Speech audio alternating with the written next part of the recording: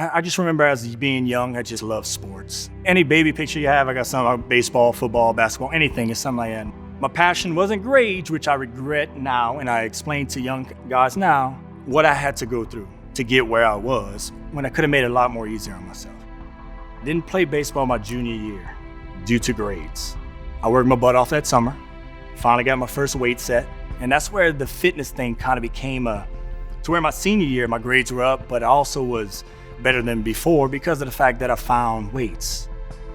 My personal training business is Fame Fit Factory. So FAME stands for forget all my excuses. Because in that sense, if you do that, anything's really possible. All the work you see in here, all the paint in the walls, all the turf on the floor, that wooden wall, I did that all myself in 2 months.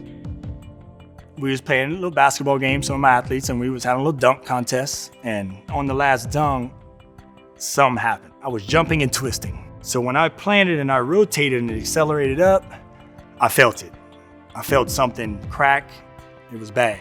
And then when I hit the ground, I felt it again. Immediately went to a stiffening down the left leg. It wasn't good at all. I had to get an MRI. Luckily, one of my clients, her husband, does MRIs and stuff like that. He said, look, I can get you in today. Come stop by. That's when he shared the bad news. Pretty much, he's telling me that I have to have back surgery.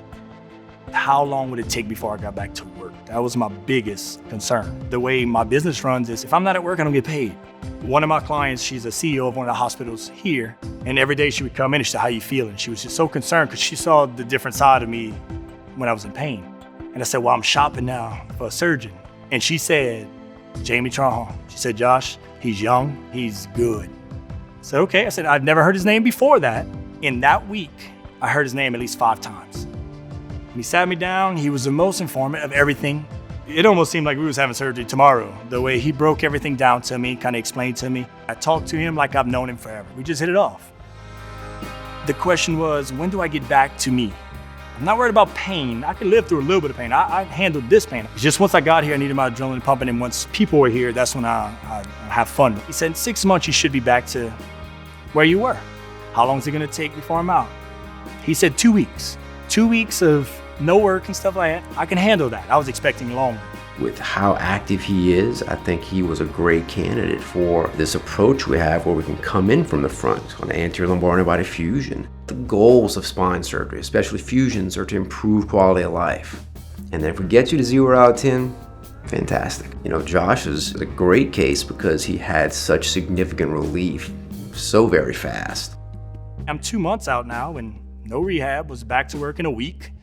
And I'm talking back to work, back to my old self.